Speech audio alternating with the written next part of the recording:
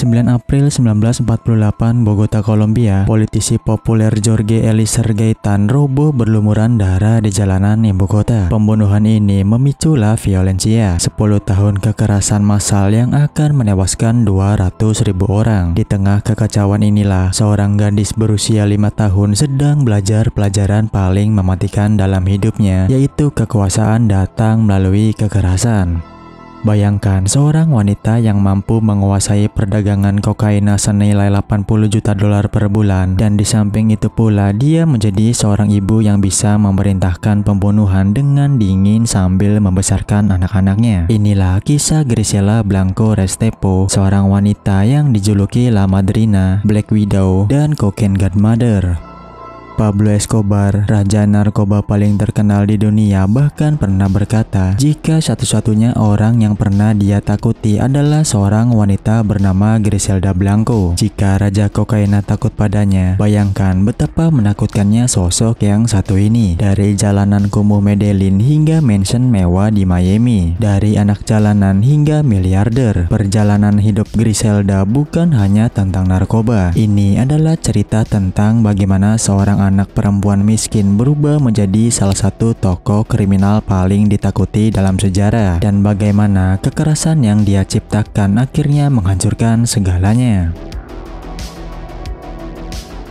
15 Februari 1943, di kota kecil Santa Marta, pantai utara Kolombia, lahirlah seorang bayi perempuan yang akan mengubah wajah perdagangan narkoba dunia. Namanya Griselda Blanco Restrepo. Takdir sepertinya sudah menulis jalan gelap untuknya sejak napas pertamanya. Ketika Griselda berusia 3 tahun, ibunya Ana Restrepo memutuskan pindah ke Medellin, sebuah kota yang kelak akan menjadi pusat perdagangan kokaina dunia. Keputusan ini akan membentuk masa depan yang kelam bagi gadis kecil itu. Medellin tahun 1940-an adalah kota yang tengah bergolak. Kemiskinan ekstrim, kekerasan jalanan, dan ketiadaan harapan telah mengubah kota ini menjadi tempat yang sangat keras dan tidak kenal ampun. Disinilah Griselda belajar bahwa untuk bertahan hidup, dia harus lebih kejam dari yang lainnya.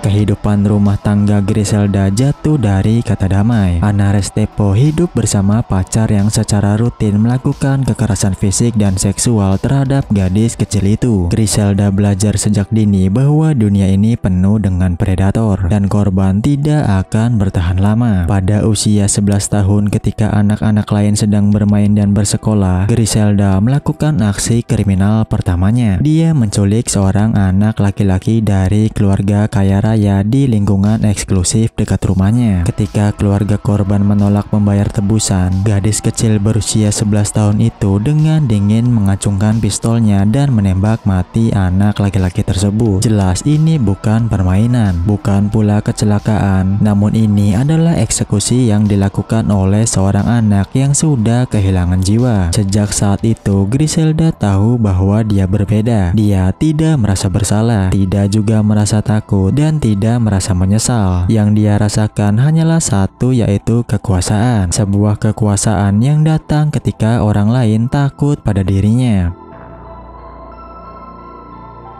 Setelah pembunuhan pertamanya, Griselda semakin tenggelam dalam dunia kriminal Medellin. Dia menjadi copet profesional sebelum usia 13 tahun. Dia menyasar wisatawan dan orang kaya yang melintas di area bisnis kota. Tetapi mencopet hanyalah awal. Griselda segera terjun ke bisnis yang lebih gelap, yaitu pemalsuan uang. Dengan ketelitian seorang seniman dan keberanian seorang gangster, dia memproduksi uang palsu yang begitu mirip dengan aslinya sehingga bank-bank kesulitan membedakannya. Pada usia 19 tahun, Griselda tidak tahan lagi dengan kekerasan di rumahnya. Dia kabur dari rumah untuk menghindari pelecehan dari pacar ibunya. Tetapi jalanan Medellin tidak lebih ramah. Untuk bertahan hidup, dia harus melakukan apapun termasuk prostitusi. Inilah Universitas Kriminal Griselda Blanco. Di jalan-jalan keras Medellin, dia belajar cara membaca orang, cara memanipulasi, cara mengintimidasi, dan yang yang paling penting cara membunuh tanpa jejak. Sementara gadis-gadis seusianya memikirkan pernikahan dan keluarga, Griselda memikirkan strategi bertahan hidup. Akan tetapi dia menikah juga dengan seorang kriminal dan memiliki 3 anak. Ketiga anak itu bernama Dixon, Osvaldo, dan Uber. Tetapi pernikahan ini hanyalah langkah strategis, sebuah cara untuk mendapatkan perlindungan dan akses ke jaringan kriminal yang lebih besar. Yang mengejutkan, beberapa tahun kemudian, mantan suaminya ditemukan tewas dalam keadaan misterius. Para polisi sempat mencurigai Griselda, tetapi mereka tidak pernah bisa membuktikannya. Inilah awal dari julukan yang akan mengikutinya selamanya. Dan julukan itu bernama Black Widow atau janda hitam yang membunuh suami-suaminya.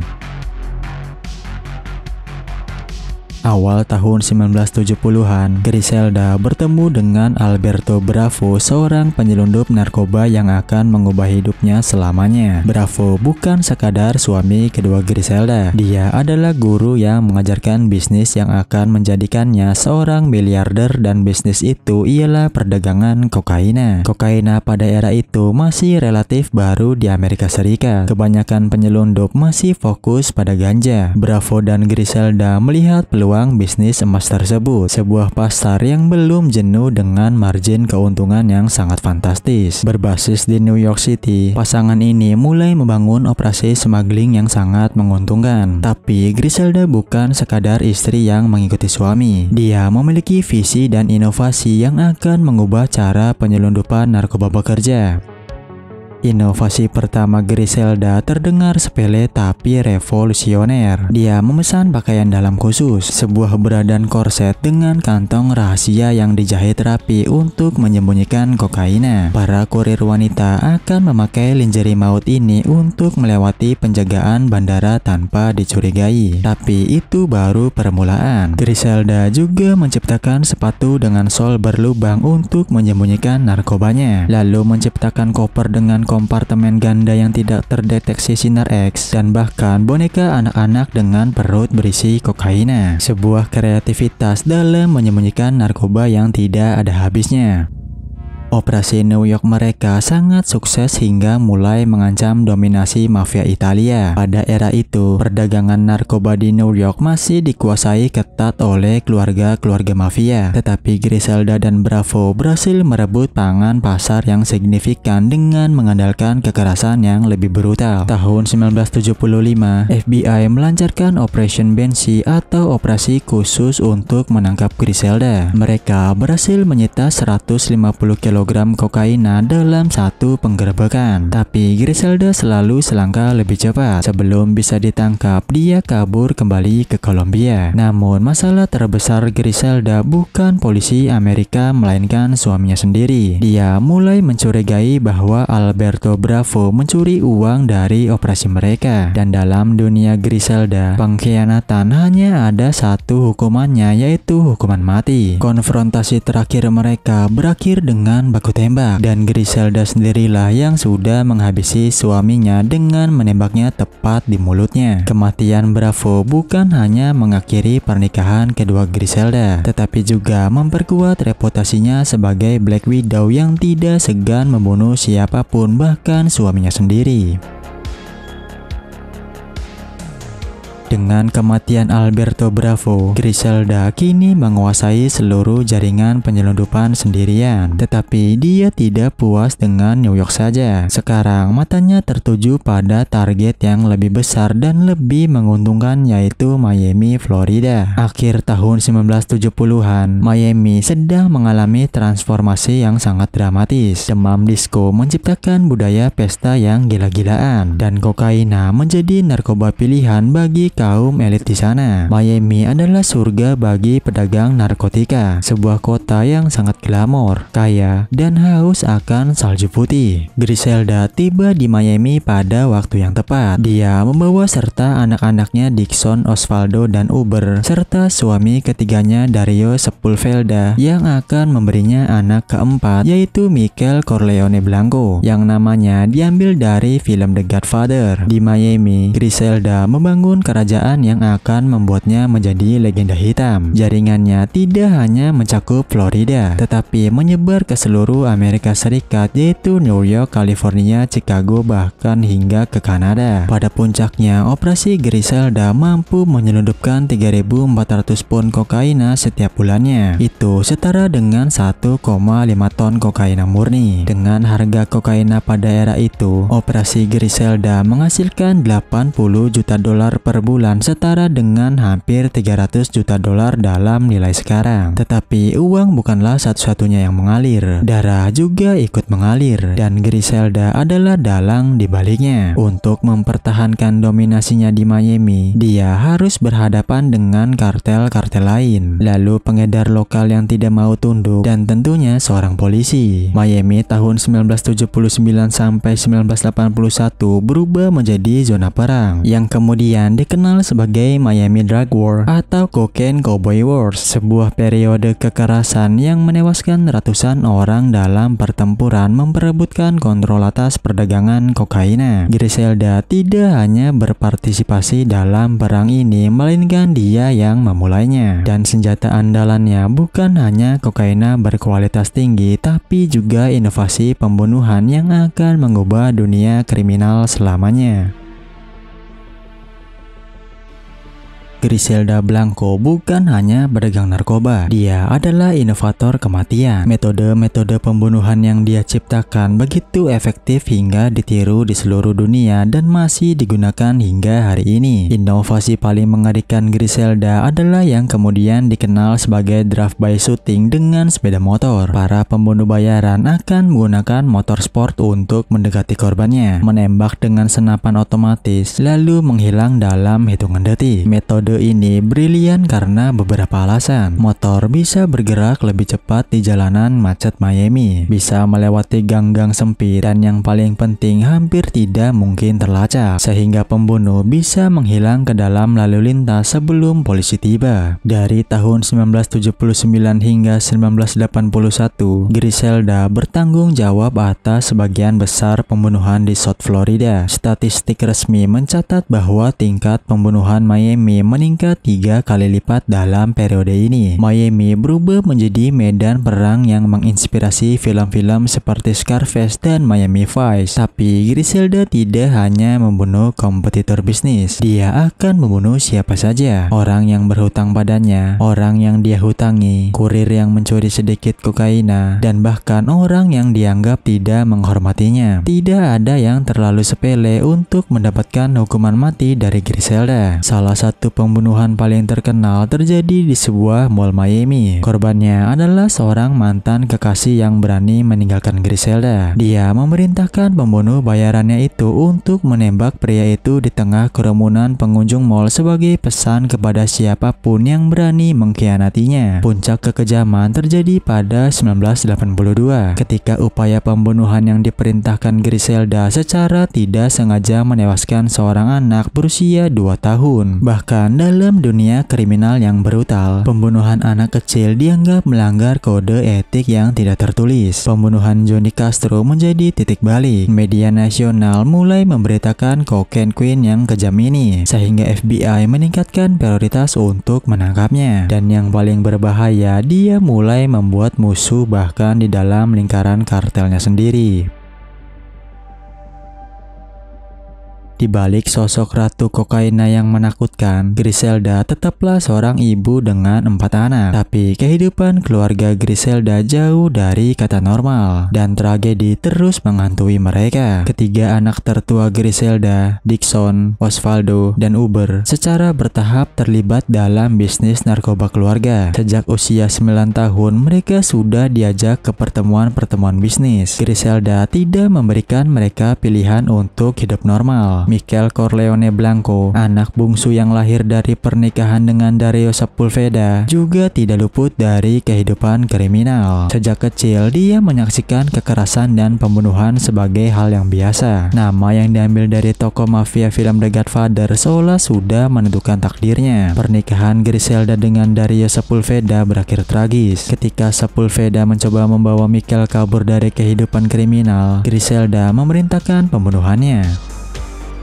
Tahun 1983, Sepulveda dibunuh oleh orang-orang yang menyamar sebagai polisi di Kolombia. Dengan kematian Sepulveda, julukan Black Widow semakin melekat pada Griselda. 3 suami, 3 kematian. Bagi Griselda, tidak ada yang lebih penting dari bisnis dan kekuasaannya, bahkan keluarga sendiri bisa dikorbankan. Kehidupan mewah Griselda di Miami kontras dengan kekerasan yang dia ciptakan. Dia tinggal di mansion senilai jutaan dolar, mengkoleksi perhiasan mahal, dan mengadakan pesta-pesta eksklusif. Tapi semua kemewahan ini dibangun di atas darah dan air mata. Sementara Griselda menikmati kemewahan, anak-anaknya tumbuh dalam ketakutan konstan. Mereka tahu bahwa setiap saat musuh-musuh dari ibu mereka bisa menyerang. Mereka hidup dengan bodyguard 24 jam, tidak pernah bisa bersekolah dengan normal, dan tidak pernah memiliki seorang teman sebaya. Michael Corleone kemudian menceritakan bahwa dia selamat dari 7 percobaan pembunuhan selama tinggal di Kolombia, yang berarti menjadi anak Griselda Blanco berarti hidup dalam ancaman maut setiap hari.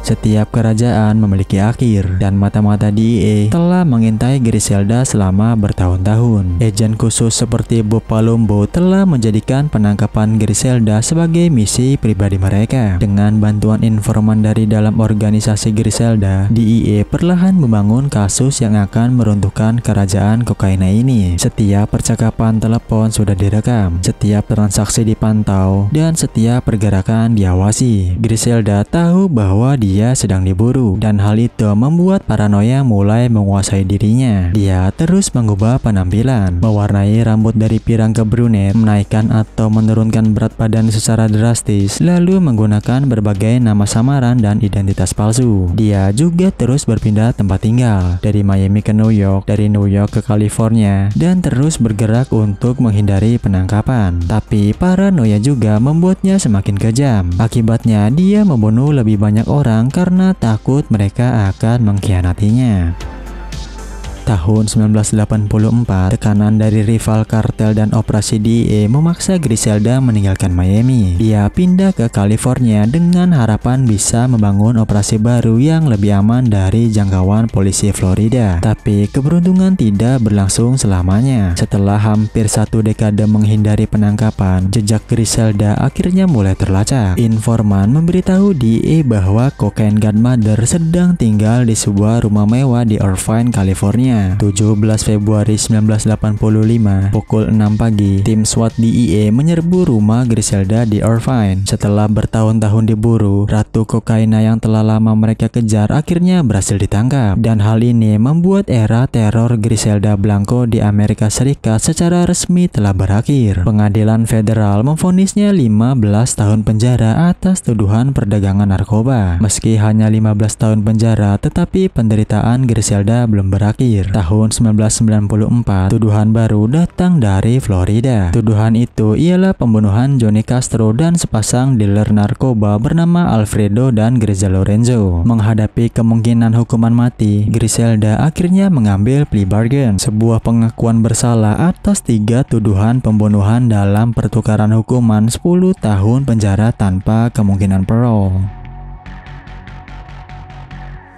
Sementara Griselda menjalani hukuman penjara di Amerika, tragedi terus menimpa keluarganya di Kolombia. Karena kekerasan yang dia ciptakan akhirnya menghantam anak-anaknya sendiri. 1992, Osvaldo Trujillo Blanco, anak kedua Griselda, tewas ditembak di sebuah klub malam di Kolombia. Dia berusia 30 tahun. Pembunuhan ini diduga berkaitan dengan hutang narkoba dan dendam dari masa lalu. Hubert Trujillo Blanco, anak ketiga, tewas dalam deal narkoba yang salah di Kolombia. Detail kematiannya tidak pernah dijelaskan. Akan tetapi yang pasti dia mati dengan cara yang sama seperti ratusan korban yang dibunuh atas perintah ibunya. Dixon Trujillo Blanco, anak sulung, bertahan paling lama. Tapi pada akhirnya dia juga tewas ditembak saat berjalan menuju mobilnya. Michael Corleone, dalam wawancara tahun 2020, dia mengkonfirmasi bahwa ketiga kakaknya telah terbunuh. Dari balik jeruji besi penjara Amerika, Griselda menerima kabar kematian anaknya satu persatu. Wanita yang tidak pernah menunjukkan emosi saat memerintahkan pembunuhan ratusan orang akhirnya menangis juga, namun air mata tidak bisa membangkitkan yang sudah mati. Michael Corleone Blanco, anak bungsu, menjadi satu-satunya yang selamat. Dia hidup dalam ketakutan konstan selamat dari 7 percobaan pembunuhan. Warisan ibunya bukan hanya kekayaan, tetapi juga daftar musuh yang sangat panjang.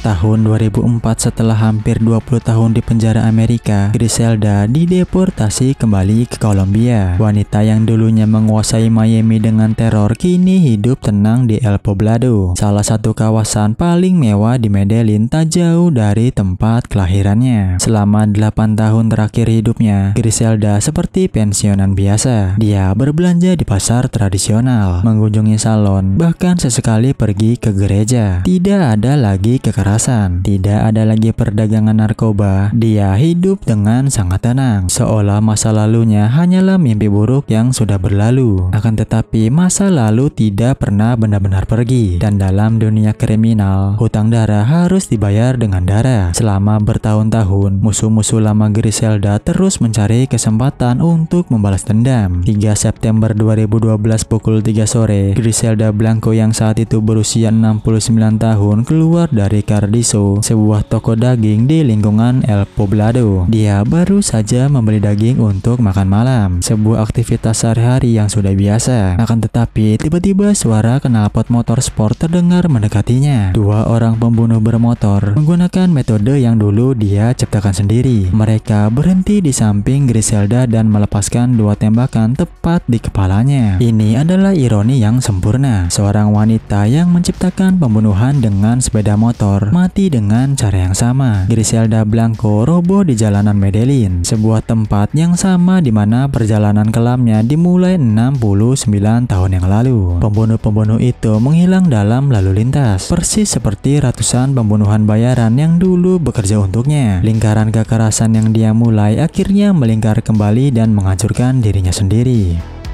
Griselda Blanco meninggalkan warisan yang kompleks dan kontroversial. Dia membuktikan bahwa dalam dunia kriminal, gender bukanlah penghalang untuk mencapai puncak kekuasaan. Dalam industri yang didominasi pria, dia bahkan berhasil menjadi lebih ditakuti dari siapapun. Dari anak jalanan miskin di Medellin hingga menjadi salah satu penjahat paling kaya di dunia. Perjalanan Griselda adalah cerminan gelap dari American Dream. Dia mencapai kekayaan dan kekuasaan yang tidak terbayangkan, tetapi dengan harga yang tidak terhitung pula. Ratusan nyawa, ratusan keluarga yang hancur, dan akhir yang sangat tragis. Saat ini namanya diabadikan dalam serial Netflix berjudul Griselda, berbagai dokumenter, dan buku-buku kriminal. Tetapi di balik glamor Hollywood dan fascinasi budaya pop, tetap ada satu pertanyaan mendasar, yaitu apakah semua kekayaan dan kekuasaan itu sebanding dengan kehancuran yang ditinggalkan? Inilah akhir dari perjalanan Griselda Blanco, sang ratu kokaina yang membuktikan bahwa dalam dunia kriminal tidak ada yang abadi kecuali kekerasan itu sendiri, dan kekerasan pada akhirnya selalu memakan anak-anaknya sendiri.